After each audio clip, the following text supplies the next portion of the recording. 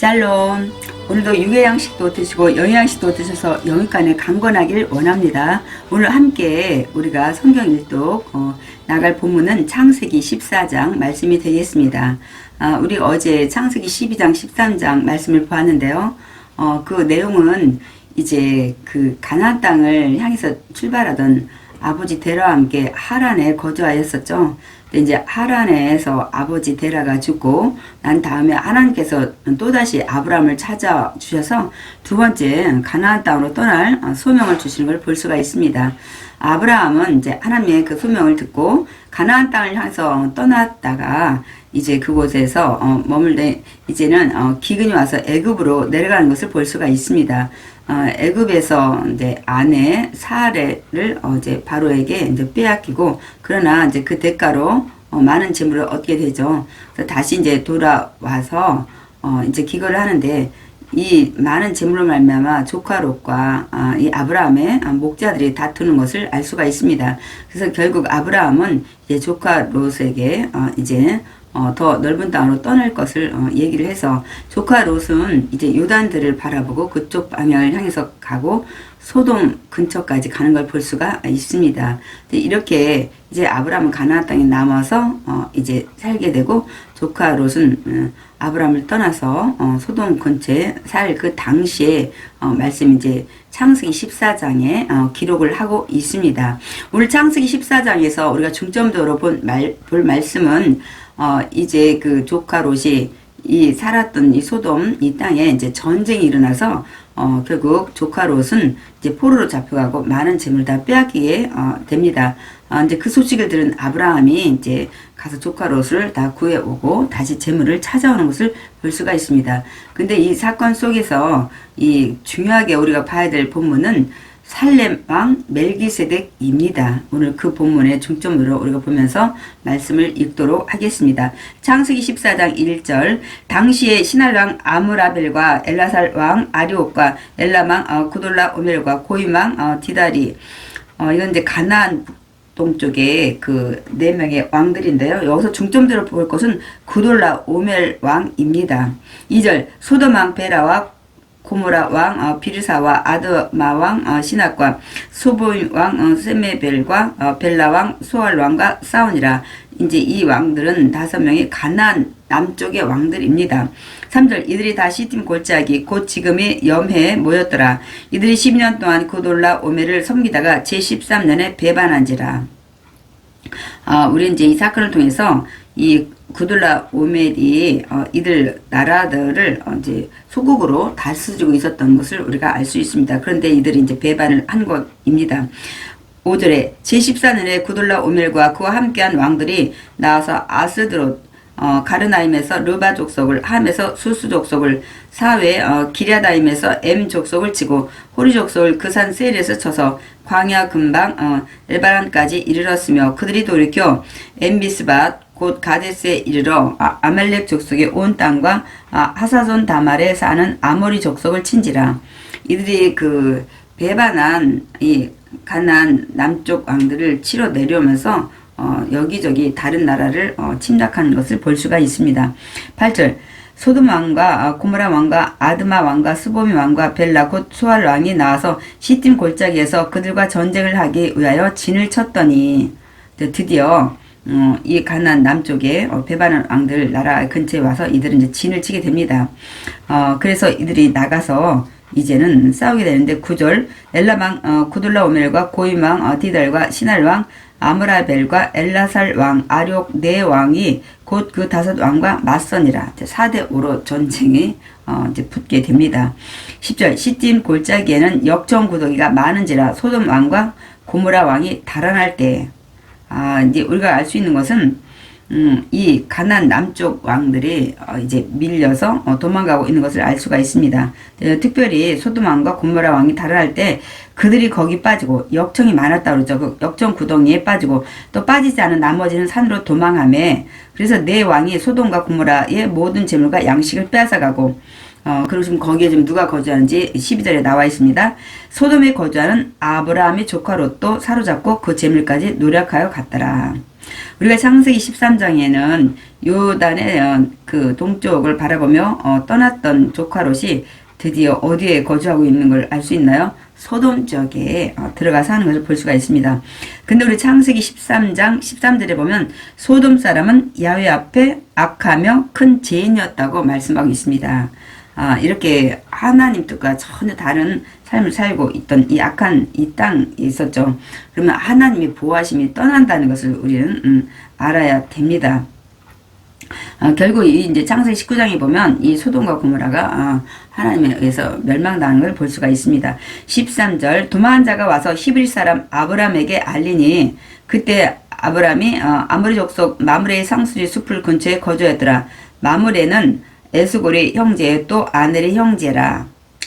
이게 마므레는 이 지역명의 이름도 되고 또 사람 이름도 됩니다. 여기는 그래서 마므레, 에스골 또 아넬은 이제 같은 형제인데 이들은 아브람과 동맹한 사람들이었다고 말씀하고 있습니다. 아브람이 이들하고 동맹하고 있었던 것 같습니다.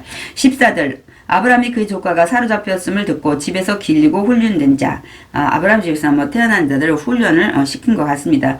318명을 거느리고 단까지 쫓아가서 굉장히 많은 명수도 당시에 개인집에서 이렇게 많은 이 정도로 훈련시킨다는 건 굉장히 거부였다는 것을 우리가 알 수가 있습니다. 15절 그와 그의 가신들이 나뉘어 밤에 그들을 쳐부수고 다메섹 왼편 호박까지 쫓아가 모든 빼앗겼던 재물과 자기 조카 롯과 그의 재물과 또 부녀와 친척을 다 찾아왔더라. 대단하죠. 아브라함이 그 318명 전쟁의 경험도 없는 이 정도의 훈련된 자들이 이렇게 그 가나안 남쪽의 5왕들이 전쟁에서 패했는데도 이 가나안 그 동부 쪽의 네 왕들을 다 쳐부시고 이 모든 재물과 조카 롯을 다 찾아온 것을 우리가 볼 수가 있습니다. 17절 아브라함이 그 놀라 오멜과 그와 함께한 왕들을 쳐부수고 돌아올 때 소돔 왕이 사회 골짜기 곧 왕이 골짜기로 나와 그를 영접하였고 이제 아브라함이 아마 승승장구 승리하고 굉장히 목에다 힘을 주고 어깨에 힘이 들어 돌아오지 않았을까요?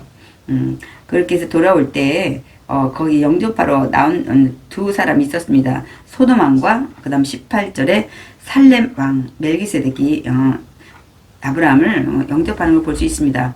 18절 살렘 왕 멜기세덱이 떡과 포도주를 가지고 나왔으니 그는 지극히 높으신 하나님의 제사장이었더라. 이 멜기세덱이 누군지 설명하고 있습니다. 이제 그가 아브라함에게 축복하여 이르되 천지 주제이시오 지극히 높으신 하나님이여 아브라함에게 복을 주옵소서. 축복 기도를 하는 걸 볼 수 있어요. 축복을. 그러니까 뭐 이런 건 우리 100번, 1000번, 10,000번 들어도 좋죠. 기분이 나를 축복해 주는데 싫다는 사람이 어디 있겠어요. 근데 그 다음 이제 20절을 저를 보겠습니다. 너희 대적을 내 손에 붙이신 지키 높으신 하나님을 찬송할지로다. 아브라함에게 멜기세덱이 뭐라고 얘기를 하냐면 너에게 붙여둔 대적을 통해서 너 승리하게 하신 지키 높으신 하나님께 찬송할 자다. 찬송은 감사란 같은 동의어입니다. 너 감사하라. 하나님이 너를 이기게 하셨다고 말씀을 하고 있습니다. 여러분 우리 좀 자존심이 상하지 않았을까요? 이게 양양에서 정말 승리하고 돌아온 이 아브라함에게 너가 이긴 건 네가 잘나서 너희들이 능력 있어서 그런 게 아니라 하나님께서 도와주셨다고 얘기를 합니다. 글쎄요. 근데 아브라함은 어떤 반응이었을까요? 찬송할지로다 하매 아브라함이 그 얻은 것에서 10분의 1을 멜기세덱에게 주었더라. 자존심이 상해서 막 그랬던 것이 아니고 자기가 그 이제 전쟁에서 얻어서 온 것 중에 10분의 1을 멜기세덱에게 주었다고 말씀하고 있습니다. 다시 말씀드리면 이제 10분의 1, 11조를 이제 드린 것과 마찬가지입니다. 이 뜻은 무엇일까요? 정말 아브라함도 내가 전쟁에서 이기한 것은 천지 주제신 그 하늘과 땅 모든 걸 만드신 하나님이 날 도와주셨다는 걸 인정하고 믿음으로 받아들인 겁니다.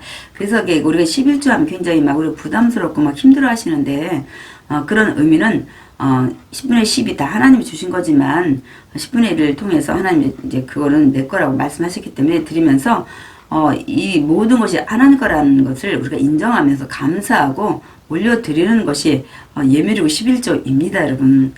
그렇기 때문에 이 모든 것은 하나님께서 주신 것이다. 창조주 하나님께서 만들어 주신 거다.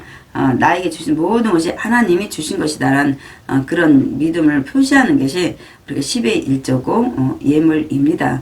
여러분 이런 것들을 우리가 알고 우리가 신앙생활을 좀 하면 우리가 더 기쁜 마음으로 감사한 마음으로 우리가 드릴 수 있을 것 같아요. 근데 많은 분들이 이제 뭐 지금은 구약시대 때는 11조 좀 지금 하지 않아도 된다 이런 얘기를 막 이제 하시고 있는 것들 많이 좀 안타깝더라고요. 근데 그런 분은 이제 마태복음 23장 23절을 좀 한번 읽어보면 될 것 같고요. 오늘 내용은 뭐 11조 얘기가 아니라 정말 하나님이 인생의 전쟁에서 힘들 때 도와주시면 승리할 수 있다는 것, 이 모든 것을 우리가 깨닫는 이런 교훈의 말씀이 되길 원합니다. 오늘도 이 부분을 살레망 멜기세덱이 이걸 깨우쳐 준 것입니다. 또한 아브라함이 믿음으로 받아들인 것들을 우리 볼 수가 있죠. 근데 또 한 사람이 이제 어떤 말을 하냐면 옆에 소돔 왕이 21절 아브라함에게 이르되 사람은 내게 보내고 물품은 내가 가지라. 사실 전쟁에서 승리하면 물품이든 뭐 사람이든 다 자기가 갖는 겁니다. 근데 이 소돔 왕이 이 악한 지역에서 살아서 그런지 아유 아브라함 이렇게 뭐라고 얘기를 합니까?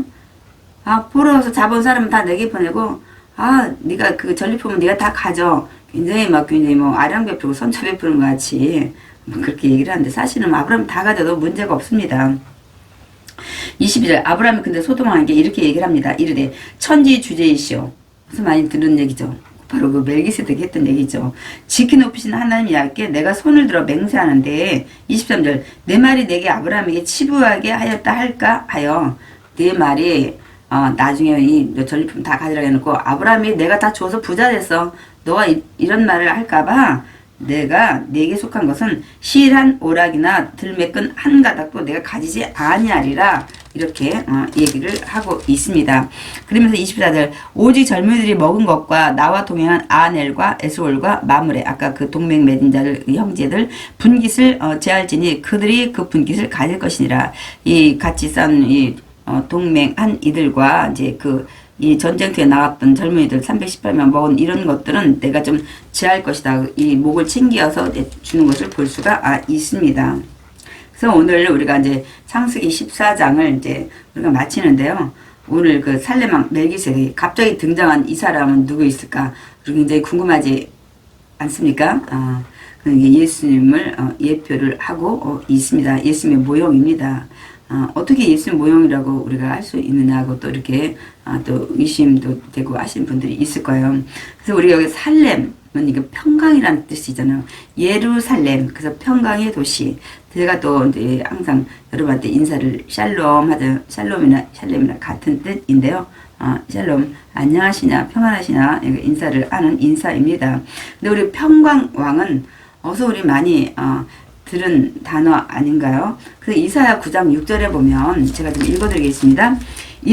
이가 우리에게 낳고 한 아들을 우리에게 주신 바 되었는데 누구죠? 예수님이시죠.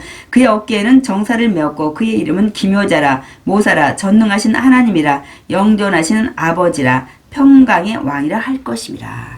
예수님이 평강의 왕으로 이 땅에 오셨습니다. 그래서 우리 죄에서 우리 자유케 해서 우리가 평안을 우리에게 주셨고 하나님과 원수된다면서 이제는 화해시켜서 하나님을 나의 아버지로 그래서 우리가 믿음의 자녀가 된 것을 우리가 알 수가 있습니다. 그러면 우리 또 신약에서도 또 그 말씀을 좀 찾아보겠습니다. 히브리서 우리가 7장에 보면 이 멜기세덱은 살렘 왕이요 지극히 높으신 하나님의 제사장이라. 지금 창세기 14장 말씀을 하고 있죠. 여러 왕을 쳐서 죽이고 돌아오는 아브라함을 만나 복을 빈 자라. 아브라함이 모든 것의 10분의 1을 그에게 나누어 주니라. 그 이름을 해석하면 먼저는 의의 왕이요 그 다음은 살렘 왕이니 곧 평강의 왕이요. 살렘 왕 멜기세덱이었는데 먼저는 의의 왕이라는 거예요. 무슨 말씀입니까? 의롭게 하신 분이라는 거예요. 예수님은 우리를 의롭게 하기 위해서 십자가에서 우리 대신에 제물이 되셔서 우리 죄를 속량하셨어요. 그래서 우리를 의롭다 칭함을 주신 분입니다. 그분은 의로운 분이십니다. 그래서 우리가 이제 세상에서 평안을 평강의 삶을 살 수 있는 것입니다. 그래서 이 멜기세덱은 의의 왕이고 살렘 왕이고 평강의 왕인데 아버지도 없고 어머니도 없고 족보도 없고 시작한 날도 없고 생명의 끝도 없어. 누구신가요? 하나님이시죠. 영원 전부터 영원까지 계신 분이죠. 나는 스스로 있는 자라서 아버지도 없고 어머니도 없고 하나님이시고 하나님의 육신의 옷을 입고 이 땅에 오신 분이 예수 그리스도시고 그래서 하나님의 아들과 닮아서 항상 제사장으로 있느니라. 예수 그들을 말씀하고 있습니다. 이 사람이 얼마나 높은가를 생각해보라. 조상 아브라함도 노량물 중 10분의 1을 그에게 주었느니라. 모든 것이 하나님의 뜻이고 하나님의 도우심이고 하나님께서 승리하게 하셨다는 것을 인정하는 것을 말씀하고 있습니다. 그리고 창세기 14장을 이제 마치면서 우리가 중요한 교훈들을 깨닫게 되죠. 인생에서 우리가 힘들고 어려울 때 이렇게 아브라함이 318명으로 그 가나안 남쪽 왕들이 패했던 가나안 동북쪽의 왕들을 이길 수는 사실 없었어요. 그러나 오늘 멜기세덱 그 살렘 왕이 가르쳐준 교훈처럼 하나님이 함께 하셨기 때문에 내가 승리하게 됐다는 것을 말씀하고 있습니다. 그 부분을 또 인정하는 아브라함을 볼 수가 있죠. 그래서 우리도 인생에서 힘들고 어려울 때 하나님이 함께 하시면 넉넉히 이기고 승리할 수 있습니다. 그러므로 우리가 2021년 하나님과 동행해야 되는 이유가 여기에 있습니다. 우리가 연약해서 이기지 못하고 승리하지 못하는 인생의 전쟁이 많이 있습니다. 이때 하나님이 함께 하시면 넉넉히 우리가 승리하고 이길 수 있습니다.